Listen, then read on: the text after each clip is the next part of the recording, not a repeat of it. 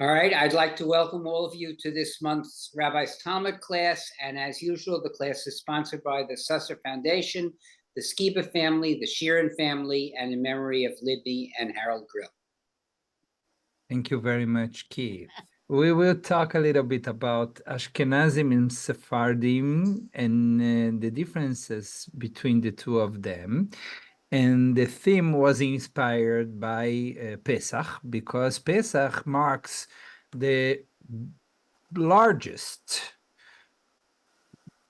difference between Sephardim and Ashkenazim, because if you are a Sephardi, you will have rice in Pesach and beans and corn and legumes and so many other things like hummus, chickpeas. And if you are an Ashkenazic, you probably come from a tradition that you should not have those foods. So before we talk specifically about this difference, I want to hear from you. What are the other differences that you are aware of between Sephardim and Ashkenazim? Marty? When after you get an aliyah, they all say Hazak Baruch. I've heard that a lot. Right. Instead of Yishkoyach, because Yishkoyach is Yiddish, right? Yeah. Instead of Yishkoyach, they say Hazak uBaruch. And they wear a lot of them wear cowboy hats. Cowboy hats. Sephardic temple. Cowboy hats? Yeah, I've seen that at the Sephardic temple in Cedar. Never seen that. Yes. I've seen that. Cowboy hats. Well, a big hat, big hat. I'm calling it a cowboy hat. In the far west or here? No, this was in Arizona. Cedars. Yes. In Cedars. Okay. Never seen. So, what else do you know of Harold? Well, again, another thing in ritual, as I think we've said, the Kaddish is different. Right, Kaddish is different. They have an additional sentence. Vaitzmach purkane vekarev meshiche is the additional sentence that they say during Kaddish. Yes. Some of the whole services in Ladino. Yeah, Ladino. Yeah, they speak, some of them, right? Not all of them, and some of them speak Ladino. Those who come from Greece or Turkey used to speak Ladino, not everywhere, but yes. Rhonda? Unmute yourself, Rhonda. Yep, okay. I'm a visitor. I'm friends of Cheryl and Jeffrey Strom. Please, welcome. Come every time. Thank you. We live in More than welcome. Thank you. We live in Rockaway. Rockaway. My maternal grandparents were from Turkey. Wow. I follow a lot of the Sephardi customs. One of the ones that I love, and unfortunately my sons did not follow, is naming after the living. I was named after my grandmother and my grandfather, who were both alive, and it is considered a great honor to see your name being carried down. I was named, as I said, after my grandmother and my grandfather, and they were named after their living grandparents. And so they had the honor of seeing the generations of the names being carried down. All of my cousins were named after grandparents, our grandparents. So my grandfather was Leo, and I have cousin Larry and Lenny. I had only it's only two girls out of 15 grandchildren. Me, and I'm Rhonda, I'm Rivka, and my cousin is also Rivka. She's Ronnie. But all the others were named after the grandparents. And I think it's a beautiful, beautiful thing to see that tradition, to see the heritage being handed down by name. Unfortunately, my children did not.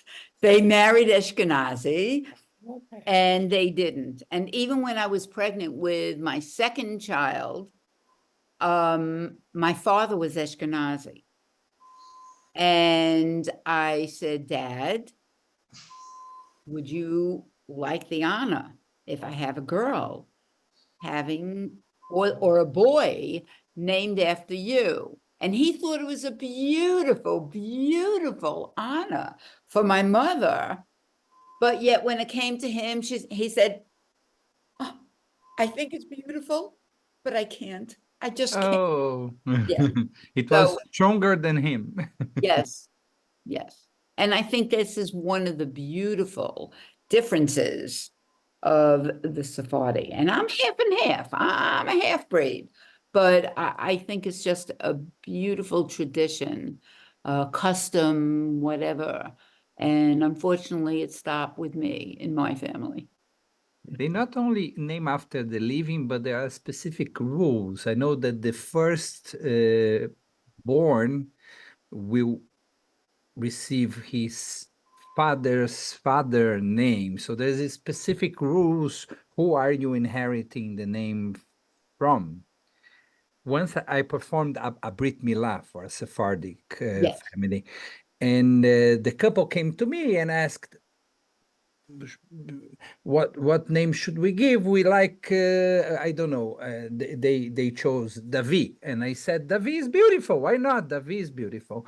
And then when we did the blessing, the grandfather got really mad, and he came to me and said, Rabbi, don't you know the tradition? They must name after the father's father, the Oh, first. really? Oh, Yeah. really? Well, our firstborn was.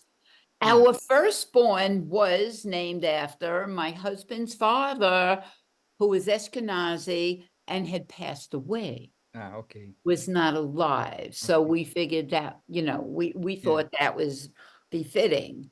Uh-huh. But my Ashkenazi father married to his Sephardic wife. No. Yeah. He said, no, we can't do that. Yeah, those mixed marriages. It was a mixed marriage, but he loved everything about the Sephardi traditions and the food and everything else, except naming after the living. Yes, Harold. So I don't know how widespread this is, but in Liz's mother's side of the family, they're Sephardic. And when breaking fast after Yom Kippur, they were actually 3 meals were served: a desayuno, breakfast, and then that gets cleared, and then some sort of lunch, and then that gets cleared, and then a dinner. So it was truly breaking the fast. So they break the fast having the 3 meals that they skipped during the fast. Right, exactly. Oh, interesting. I've never heard about that tradition. Very nice. Anyone else? Let me share my screen with you. What is this? Oh, the Torahs, yes. A Sephardic Torah, right? So the Sephardic Torah actually stands, Yes. right? And they read it like this. It's not like they don't lay it down on the table, but they read it standing like this. This is a Sephardic Torah. And actually the entire architecture of the synagogue, of the Sephardic synagogue, is different. Normally the bima is not up front, but Right.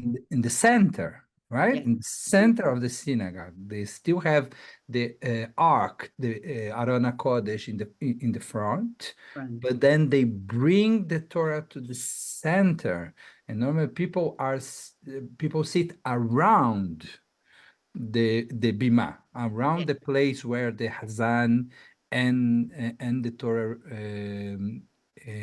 reader Yeah. stay. Oh, Right? and that reminds me of another thing, that the sequence of the Torah reading is different. Right, the sequence of the Torah, and in particular Haftorah.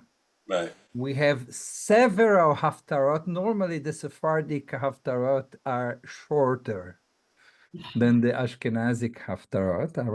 The Ashkenazic Haftarot tend to be longer than the Sephardic ones, but there are differences in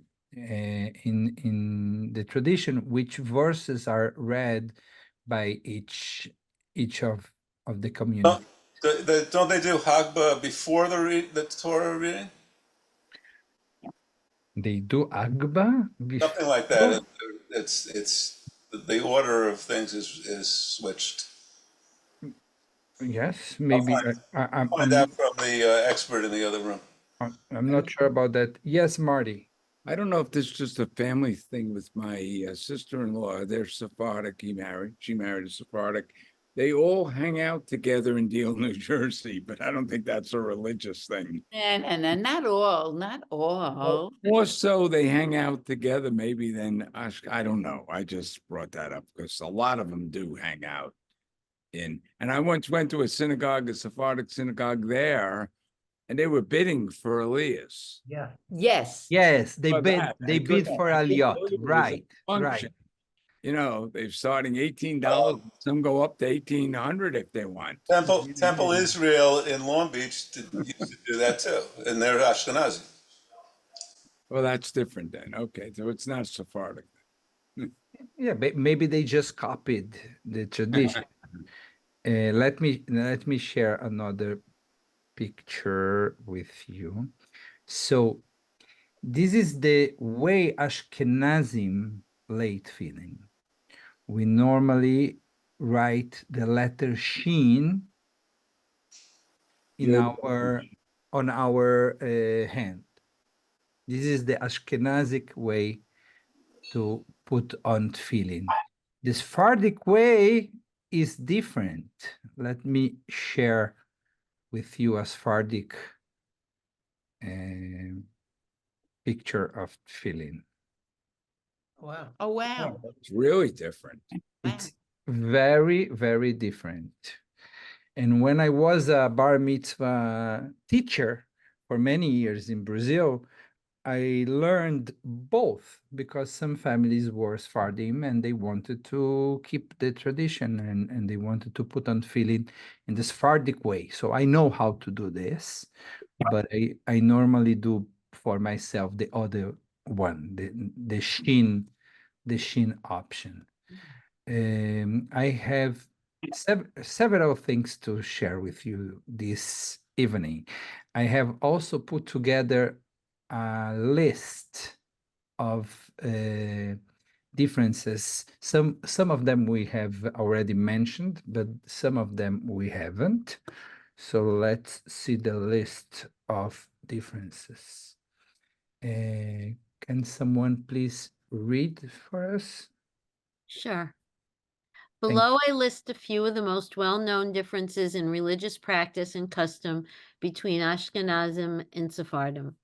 Ashkenazic pronunciation of Hebrew is somewhat distinct from Sephardic, with a great many further differences among different groups of each. Okay, so they tend to pronounce like Israelis pronounce Hebrew. So they will never say Shabbos.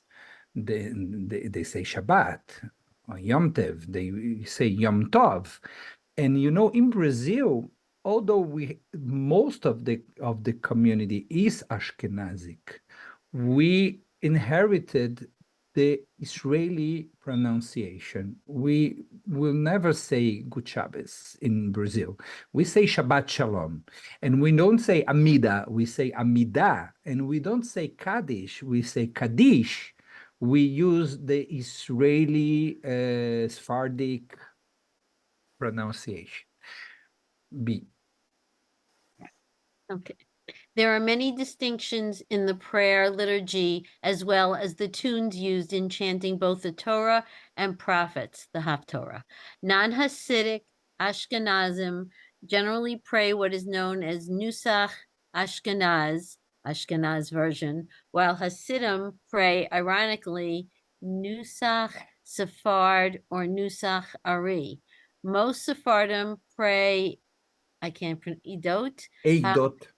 Edot HaMizrach, the congregations of the East, with again many variations. So here there is a piece of information that I think is very, very important and interesting too. So the Hasidim pray Nusach Sefarad. So the Hasidim, Beit Chabad, although they are Ashkenazic Jews, they use a Sephardic Siddur. The Nusach of Chabad is Sephardic. And the reason why is because Chabad and the Hasidim in general were very, very influenced by Kabbalah, by the Jewish mystic. And the mystic, the Kabbalah, came from the Sephardic world. All of the Mekubalim, all of the mystics, were Sephardim. And it was developed in Spain and then in Israel, in Tzfat. Tzfat, it's the capital of Kabbalah.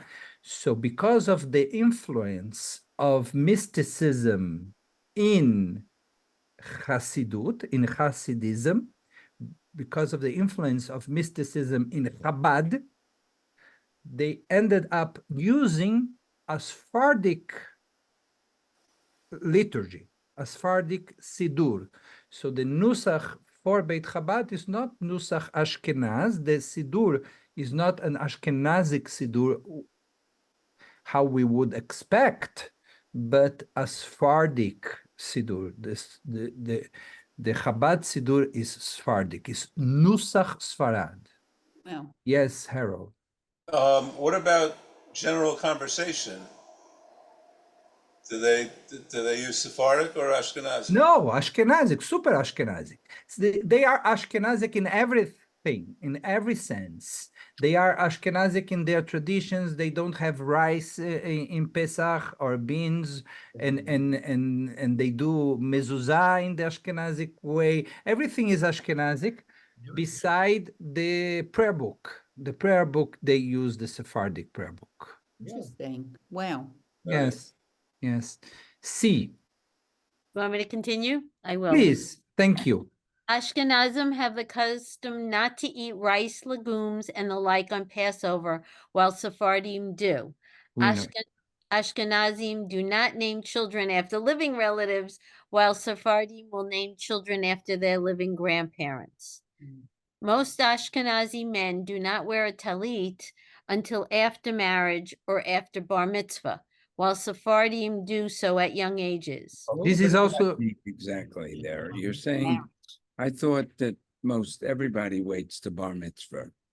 After no. they wear What is written here is that most Ashkenazi men do not wear a talit until after marriage. Yes. So even if they were bnei mitzvah, already bnei mitzvah, Now it's already, they will not wear a talit until the wedding, until the marriage. So if you go to an Ashkenazic synagogue like Chabad, you will recognize married men from unmarried men by the talit. It's an external expression of who is available in the market and who is not anymore. And Sephardim wear them after bar mitzvah. Sorry? And Sephardim pretty much wear it after. Sephardim, after bar mitzvah, everyone wears a talit. Which is what we generally do. Ashkenazim, even after bar mitzvah, they still wait until the marriage, We seem until to the wedding. we follow the Sephardim. pretty much at East Rockaway. That was. Yeah. Rabbi, Yes. we are in a conservative temple in Rockaway, Temple Bethel. Mhm. And to our surprise, when we moved here, we learned that the boys do not wear talit until after they're married. That's, Mhm. yeah. We are an Ashkenazi temple. So this is the Ashkenazi tradition, actually. Oh, till after, okay. This is the Ashkenazi tradition. The Actually, bottom it became after bar mitzvah. it became more of a Chabad tradition. So if you go to Chabad, you clearly see many young adults without a talit. It means that they are singles. Right. And most of the other synagogues, including ours, Herjik, everyone above bar mitzvah age or bat mitzvah age will wear a talit. Oh, they do. Ah. Yes, yes. Here they do. Here we do. Yes. Oh. So how does that, sometimes when you're ushering and someone doesn't want to wear a tallis yet, maybe they're not married and that's just the way they do We- things. We let that go. If they say that, we've had a few times when that happens. So this is the reason why Not often. we shouldn't be forcing anyone to We don't wear make a a big deal. talit, or I think we can always offer, but never To go up to the bima for an aliyah. never require. How about when they go up to the Torah? To go up to the bima for an aliyah, E- yes. Even if they go up to the bima, in the case of Chabad, they do not wear a talit because they have the talit katan. They have the tzitzit under the clothes. They have the tzitzit already, so they don't need an extra talis to go up to the Torah because they have the talis under the shirt. Interesting. Under the shirt, they have the talis. At our shul, I don't think we've had that too much. Maybe rarely someone will be up there without a Yeah, tallis. it's not very Very common rare. in non-Orthodox Very rare. cycles. Rabbi, it's funny. I never knew that. Ever since we joined Hewlett-East Rockaway, it's like after bar mitzvah, everybody was always wearing a tallis. I never even knew that it was a tradition not to do that until just this minute. Yes, because you don't go to Chabad, and lucky us, you come here. But even growing up, I was in a conservative shul. I don't ever remember that being a tradition, so it's just very interesting. Yeah, I would say that this is more of a Hasidic tradition than Okay. an Ashkenazic tradition, because in Brazil also every Ashkenazi synagogue they will wear a talit right after bar mitzvah and bat mitzvah. So Okay. it's more, I would say, more of a Hasidic Chabadnik tradition. Ah, okay. Yeah. Okay. F. Many Sephardim have the custom not to eat fish and milk together. Did you Never know? heard that. Did you know? So No. they add a prohibition, which is fair because they have rice, they have beans, they have so many things during Pesach. It's Yeah. fair that they would they will have some additional prohibition for the rest of the year. There is, as you know, chicken and milk is not forbidden by the Torah. By Right. it was added later on by rabbinic literature. When you read the Torah alone, you don't find any prohibition regarding chicken and milk. So the Sephardic community went one step further, and in addition to prohibiting chicken, they also forbade fish with milk. And the explanation is the same. They don't want to mix up by accident. So depending on the dish, if the fish is not recognizable as a fish, like if it's how do you say that? Battered? Battered? Batter. Batter. better. That's Better. right. And Better. You will never know if it's chicken or fish until you taste it, is- right? what's the difference? A kosher chicken, it's all the way it's killed, or it's It's the also way it's the way it's killed. Yes. not salted. So there's really no difference theoretically, except the way in the killing. It's like the cow. Also, Oh, no, but, it's not, it's the killing. no, but we don't eat pork. That's different then, but a cow is but isn't I don't know, some salted? It may be Yeah, salted. yeah. There is a treatment for the meat after the What killing. about the chicken? Is that salted too? I don't It- think so, but I'm not sure. It is also salted Yeah. to take out the blood, Yes. to dry out the blood. So if you have a big sodium problem, kosher Right. chicken, Right. very right. bad. But they did not know about that. No. Okay. Rabbi, Rhonda, you didn't follow that tradition though? with the fish, no. Every Thursday night, we had dairy, some sort of dairy. Sometimes it was fish, and my mother would make alongside noodles and pachis or a kugel. It was considered dairy. Actually, fish is not dairy and it's not meat. It's It's pork. neither, right? You are allowed to have fish with anything you want, but there is this specific Sephardic tradition of not to mix. It's not forbidden. It's not a law. It's a tradition, That's Oh. custom. a Interesting. custom. Yeah. Hmm. G. Many Sephardic married women will not wear wigs to cover their hair, while the Ashkenazim generally do. I didn't know that. Beyond these few examples, there are a myriad of differences in practice and custom between Ashkenazi and Sephardi Jews worldwide, as well as many cultural ones, such as in areas of dress, language, music, and cuisine. So the wigs is an Ashkenazic phenomenon. In Sephardic places, in Sephardic countries, they never No, used wigs. no. Unfortunately, nowadays, you find wigs among Sephardim too, because once the Sephardic and the Ashkenazic worlds met, the Ashkenazim started to look down to the Sephardim and to say, you are not really Orthodox. You are not really a believer because your wife does not wear a wig. So they imposed some of the Ashkenazic.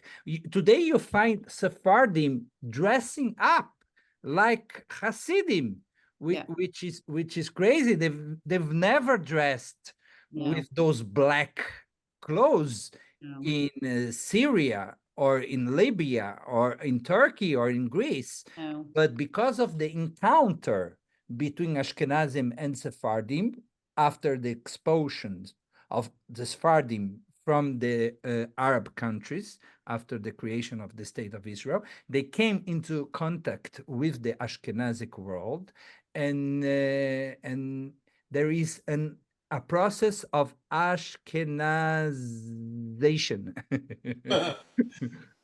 of the Sephardim, Yeah, because they used to be much more flexible yes. in their practice. The most common example is if you have a dish made of glass, Yes. you can use both for meat and milk. You don't need two sets. You don't even need a set for Pesach. You can use the very same set for milk, for meat, and for Pesach, because the glass does not absorb the food. And in the Sephardic world, it was very common just to have one set of dishes. But again, when came into contact with the Ashkenazic world, the Ashkenazim started to look down and to say, you are not really Orthodox. your practice is not okay, and they started to be more and more observant. I would say more and more crazy sometimes. Interesting what you're saying, Rabbi, because my grandmother, my Sephardic grandmother, was quite observant and Orthodox, Shabbat observers, and my grandfather went to shul, and you know, you walked in their house and it was an Orthodox house, but there were no wigs, and amongst her friends, neither. And yes, as far as the dishes, our everyday dishes in my mother's house, who was very kosher, was glass. But she did change Passover. Okay. Okay. Maybe she had an extra, you know, other dishes, but she did change. But for every day, all year round, it was glass. And was the Passover dishes glass too? No, she had two sets. 2 sets for Passover. Separate pots, separate, yeah. And we lived in a small apartment. Then she Interesting. had a box that went away in the closet and it Yeah. came out. Yeah. But during the year, it was just glass. Interesting. Yeah. Okay. Harold. Yeah, when Liz and I were married, for the first few years, we had just the glass dishes. And then eventually, I don't know, I'm not even sure why, but at some point, I guess we found some nice dairy dishes. So then there was the glass was reserved for meat. But even now, there's certain, you know, there are plenty of glass bowls and things that we use for both meat and dairy. Just not at the same time. Yeah, and today there are some dishes that are made of porcelain, but with a glass finish. It's glass on the porcelain, and you can use it for both because the food comes into contact with the glass only. It does not come in contact with the porcelain. Yes, Rhonda. I have a question. Sure. Came up once. My husband used to sell all kinds of housewares, including dishes and dinnerware set. One of my sons married into a family that was very observant. Chabad. And my husband, the first time we met them, brought up to her father. It was bad. He was bad. He shouldn't have, but he asked, what about bone china? And the father said, what about it? And my husband said, well, you don't know where the bone is from. And that was like a conversation stopper. It just stopped. It stopped the conversation completely. But it's true, bone china. I don't know if it's made out of real bones. It is. It is. It is? Is it made of bone? Really, real bone? Yeah, it's made out of real bone, and the way to tell if you have china, if it's made from bone, you take the plate, hold it up to a light, put your hand behind it. If you can see your hand through it, it's real bone china. Yeah. And if the bone china comes from India, you don't know what kind of bone they're using. Yeah. They never say the type of Wow. bone. Yeah. It's not forbidden to use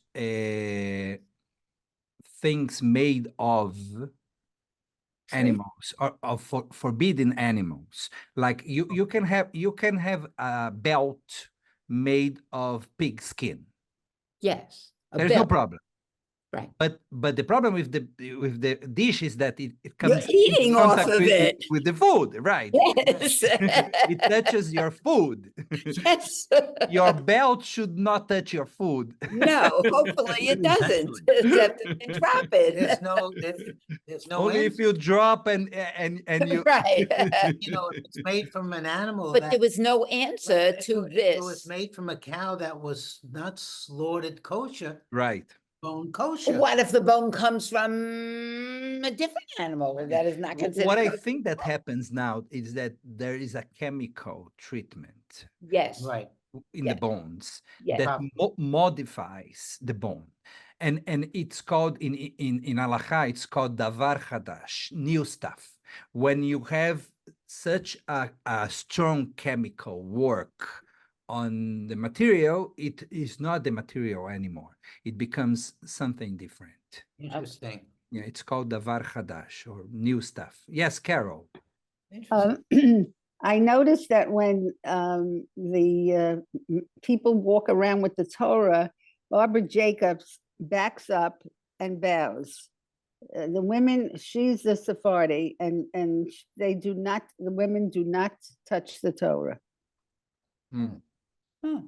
I would say in the Ashkenazic traditional world too, Because the women are usually because the represented. women. First of all, women weren't at the synagogue Right. in the first place. Then they came to the synagogue and they said, "Okay, what do we do with them?" So they started building separate rooms Right.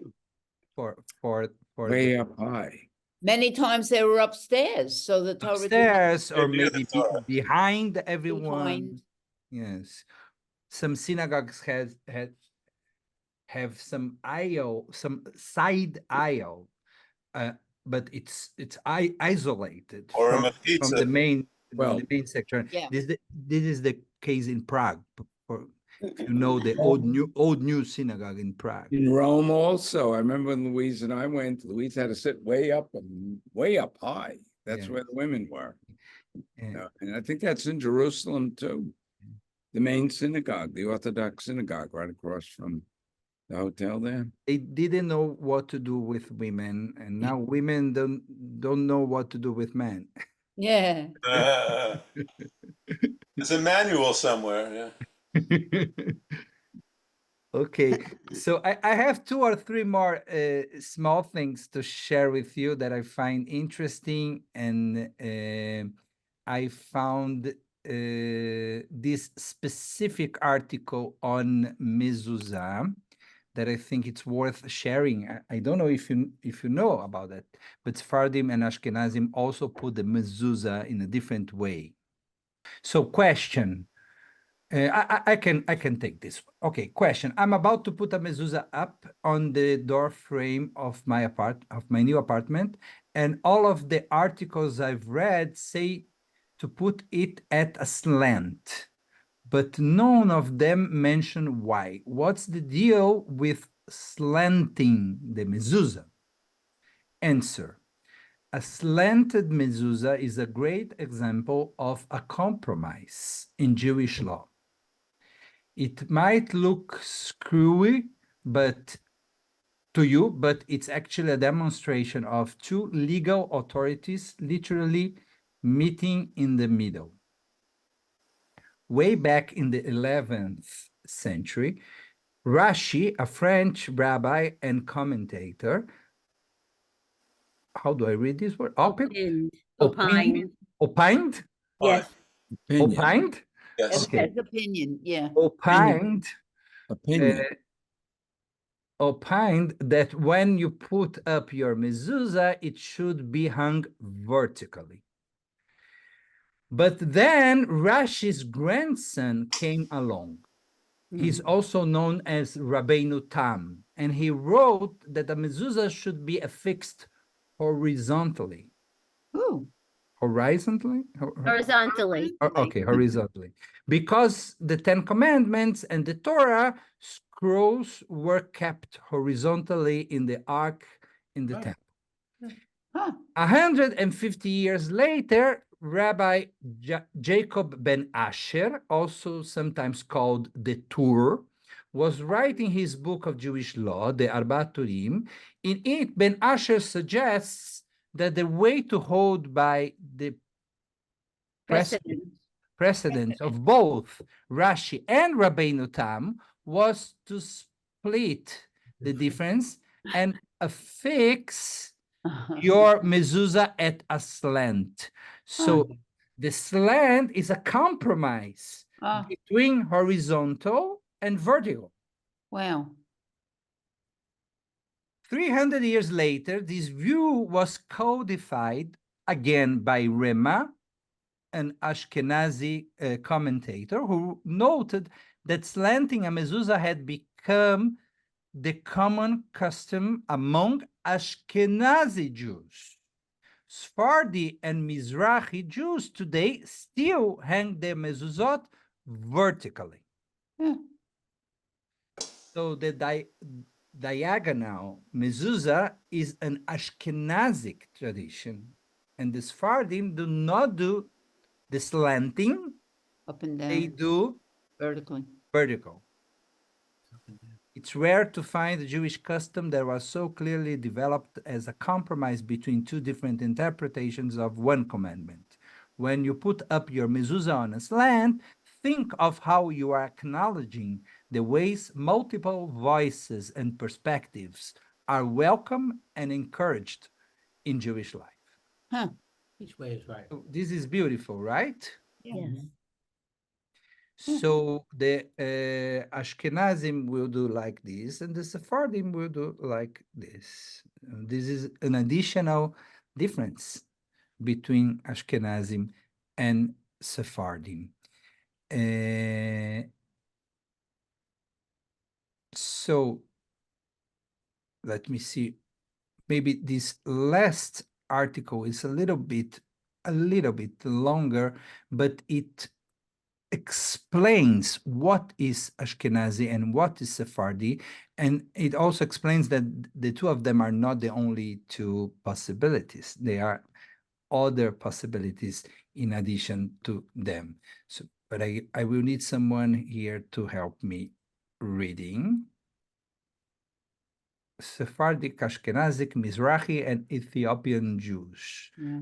Who would like to volunteer? For most Americans, traditional Jewish culture summons up images of Passover seders with steaming bowls of matzah ball soup, black-hatted, pale-skinned Hasidic men, and Yiddish-speaking bubbies, grandmothers, and Zadis, grandfathers. In reality, these snapshots represent only one Jewish ethnic group, Ashkenazi, of many. Shared Jewish history, rituals, laws, and values unify an international Jewish community. However, the divergent histories of Jewish communities and their contacts with other cultural influences distinguish Jewish ethnic groups from one another, giving each a unique way of being Jewish. In addition, thanks to intermarriage, conversion, and interracial adoption, growing numbers of American Jews are of color and have Latino, Asian, or African American ancestry. Worldwide, Jews are from distinct geographic areas vary greatly in their diet, language, dress, and folk customs. Most pre-modern diaspora communities are categorized into four major ethnic groups, in Hebrew sometimes called idiot communities. Ashkenazim, the Jews of Germany and northern France, in Hebrew Ashkenaz. Sephardim, the Jews of Iberia, in Hebrew Sephard, and the Spanish diaspora. Mizrahi, or Oriental Jews, and Ethiopian Jews. So the word Ashkenaz in Old Hebrew means Germany. And the word Sfarad means Spain. I have a question.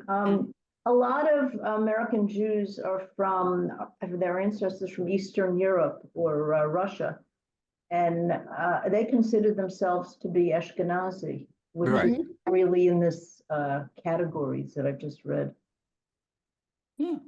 So the Eastern Jews, you're right? It's not written. Not listed, right? It's but not they- listed. But the Eastern Jews, those who came from Poland, from Russia, from Lithuania, those are all Ashkenazic They Jews. consider themselves Ashkenazi, but Yes. this category isn't complete. It's not here. I Right. agree. Yes. Let's read Ashkenazi Jews. Do you want me to keep reading? Yes, it would be great. Okay. The Jewish ethnic identity most readily recognized by North Americans, the culture of matzah balls, black-hatted Hasidim, and Yiddish, originated in medieval Germany. Although strictly speaking, Ashkenazim refers to Jews of Germany, the term has come to refer more broadly to Jews from Central and Eastern Europe. Okay. Here they are. Yeah. Jews first reached the interior of Europe by following trade routes along waterways during the 8th and 9th centuries. Mhm. Eventually, the vast majority of Ashkenazim relocated to the Polish Commonwealth, today's Poland, Lithuania, Latvia, Ukraine, and Belarus, where princes welcomed their skilled and educated workforce. The small pre-existent Polish Jewish community's customs were displaced by the Ashkenazic prayer order, customs, and Yiddish language. Jewish life and learning thrived in Northeastern Europe.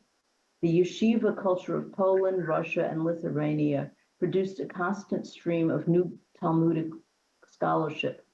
In 18th century Germany, the Haskalah movement advocated for modernization, introducing the modern denominations and institutions of secular Jewish culture. Although the first American Jews were Sephardic, today Ashkenazim are the most populous ethnic group in North America. The modern religious denominations developed in Ashkenazic countries, and therefore most North American synagogues use the Ashkenazic liturgy. Do we have another volunteer for the Sephardic Jews? This one is I'll read it. okay. A Sephardic Jew reading about the Sephardim. Yes. Many historical documents recount the large population of Jews in Spain during the early years of the Common Era. Their cultural distinctiveness is characterized in Roman writings as a corrupting influence. Later, with the arrival of Christianity, Jewish legal authorities became worried about the assimilation and maintaining Jewish identity. Despite these concerns, by the 7th century, Sephardim had flourished, beginning a time known as the Golden Age of Spain. During this period, Sephardic Jews reached the highest echelons of secular government and the military. Many Jews gained renown in non-Jewish circles as poets, scholars, and physicians.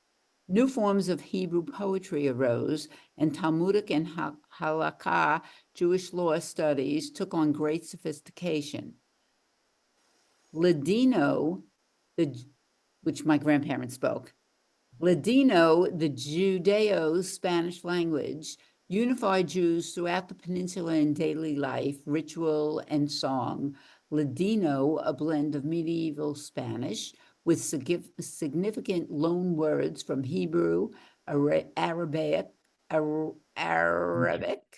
and Portuguese, had both a formal literary dialect and numerous daily spoken dialects, which evolved during the immigration of Sephardic Jews to new lands. Yes, I can attest to that. Mm-hmm. The Sephardic Golden Age ended when Christian princes consolidated their kingdoms and reestablished Christian rule throughout Spain and Portugal. In 1492, King Ferdinand and Queen Isabella expelled all Jews from Spain. Soon after, a similar law exiled Jews from Portugal. Sephardic Jews immigrated to Amsterdam, North Africa, and Middle East. Other established new communities in the Americas or converted publicly to Christianity, sometimes secretly maintaining a Jewish life. These converts, known as Ladino as conversos, and in Hebrew as Anusim, forced converts. They often maintained their Judaism in secret. In the 21st century, there are still people in both Europe and Americas who are discovering and reclaiming their Jewish ancestry. I just read about that. It's very interesting. It happens in Brazil a lot. Yes. In other countries also, I've read about that. Wherever Sephardic Jews traveled, they brought with them their unique ritual customs, language, art, and architecture. Sephardic synagogues often retained the influence of Islam in their architecture, by favoring geometric, calligraphic, and floral decorative motif. Although they may align with the Ashkenazi religious denominations, usually Orthodoxy, the denominational identity of Sephardic synagogue is, in most cases, less strong than their ethnic identity.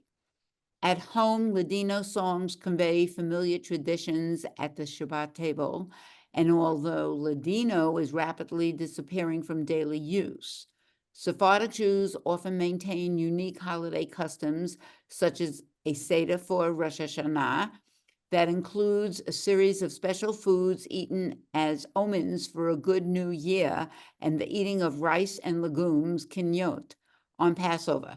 Yes, that is true for Rosh Hashanah.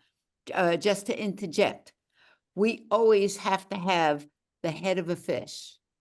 And in my Sephardic daughter-in-law, she's very respectful. She always has the head. My Ashkenazi daughter-in-law, excuse me, she always makes sure that on her table she has the head of a fish that has been roasted or grilled for grandma. Yes. I know that Harold and Liz follow this tradition too. They have a whole Seder of Rosh Hashanah, right, Harold? Indeed. Yeah, yeah.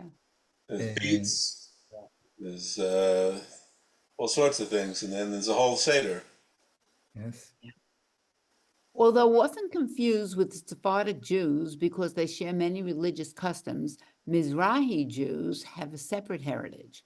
Mizrahi in Hebrew, Eastern or Oriental Jews come from Middle Eastern ancestry. Their earliest communities dated from late antiquity, and the oldest and largest of these communities were in modern Iraq, Babylonia, Iran, Persia, and Yemen. Today, most Mizrahi Jews live either in Israel or in the United States. There is a huge community in Brooklyn of the Mizrahi Jews, Syrians and Iraqi Jews. I know that.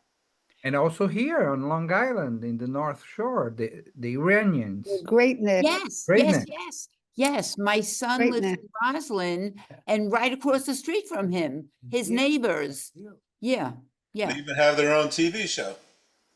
Oh, I don't know about that. And you understand why they are not called Sephardim, because they did not come from Spain. No. They were always in Arab countries. Yes. And not only Arab, because Iran is not Arab, it's No. Persian. Right, right. Today, most Mizrahi Jews live in either, I read this already, in their new homes. Mizrahi Jews are more likely than other Jews to maintain particularly strong ties with others from their family's nation of origin. Thus, it is not uncommon to find a specifically Persian or Bukharan synagogue. Yes. Yeah, Queens. Yes, in Forest Hills. Yeah. And they are getting here too. Yes. Oh, yeah. Likewise, Mizrahi Jews are not united by a single Jewish language. Each subgroup spoke its own tongue. My hairdresser is Bukharani, originally from Forest Hills. Now she's in Brooklyn, and they do have she's Russian of origin, and I've learned a lot from her. Despite these trends, Jewish ethnic barriers remain strong. In Israel, Ashkenazi Jews still dominate leadership roles in public institutions. For many of Israel's history, Sephardic and Mizrahi Jews were Disproportionately. thank you, underrepresented in government. I can't even read it. Thank you. Yet now they make up more than half of the population. Interesting. So this was a big problem when the Sephardim first came to Israel. The Ashkenazim looked down to them and said, "You are not as good as us. We are European. We are enlightened. You are not enlightened." And so it was a big, and there are very deep, hard feelings in the Ashkenaz, in the Sephardic community in Israel until this very day, for the ugly way they were received by the Ashkenazic settlers in Israel. My father told the story when he was dating my mom. And my bubby told her friends that she was Sephardic. Because she did not speak Yiddish, they all said, oy vey, he's dating a goy. Hmm. And they really, and here my mother came from a much more Orthodox, a much more observant house than my father. And my, all the Yiddish neighbors said they did not consider her Jewish. There are also the Ethiopian Jews, and there are also the Italian Jews. The Italian Jews are not Sephardic or Ashkenazic. They are Italian because they are there since the Roman Empire. They did not come from Germany, from Ashkenaz, or neither from Sepharad, from Spain. They have always been there. So they have a specific Siddur, and they have a specific liturgy that is the Italian tradition, the Italian Jewish tradition. It's a particular one. Wow. If you go to Rome, there is a beautiful visit to the ghetto of Rome and to the old synagogue, and you learn about the Italian rite. Yeah. So we are a complex people, and I think in our complexity resides also our beauty. It's just too bad, Rabbi, that one looks down upon the other. This is I very often terrible. say we are our own worst enemies, Right. not just between Sephardic and Ashkenazi, but even in my community, we're a small community. We have Orthodox, we have Chabad, we have conservative, we have Reform, and they can't get it together. Yeah. Each looks down upon the other, and that is really sad. I find that very sad. Yeah, I agree. Maybe the meeting tonight is an incentive for us to try and overcome this challenge. Yes. Yeah. Let's try to keep our differences because they enrich us, but be united. Right. And that's the way Right. Of It's the about difference. tolerance. Yes. If we're not tolerant of one another, how do we expect the world to be understanding or tolerant of us? It will They're not. not. It will They're not. not. Yeah. They're not. No. Thank you so much. Keith, your final words. Good night. Good night. That's right. Marty took the words right out of my mouth. Lila Tov. He closed his video instead of opening his microphone. Oh,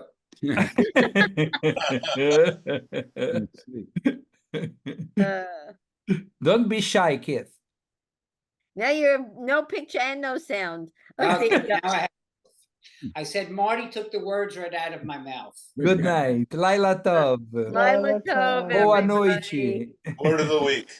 Thank you. Thank you very much. Thank you. Very Good nice. night.